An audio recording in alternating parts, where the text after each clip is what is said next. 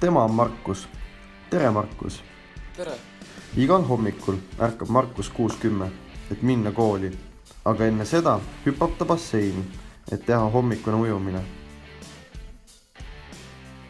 Aastaga õnnestus Markusel oma 50 meetri aega parandada üle 10 sekundi ning nüüd osaleb ta ka juba ujumisvõistlustel. Palju õnne! Aitäh! Peale kooli jookseb Markus koju ja siis staadionil. Aastaga on ta oma 1000 meetri jooksurekordit parandanud 30 sekundiga. Kuigi jooksmine on väga raske, siis mulle meeldib see pingutus. Ja kui ta jätkab sihikindlalt harjutamisega, siis ühel päeval tabab ta iga lasuga 10-sse. Ma suudan seda! Markus, sa ei saa ainult trenni teha. Miks sa piinad ennast?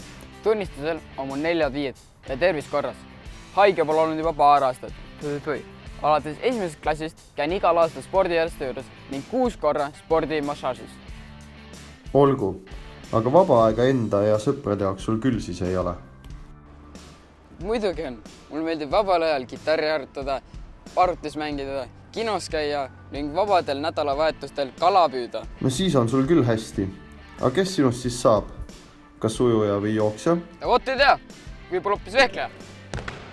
Mida? Markus, kas sa vehkled ka lisaks kõigele? Jah, juba 6 aastat ja päris hästi isegi.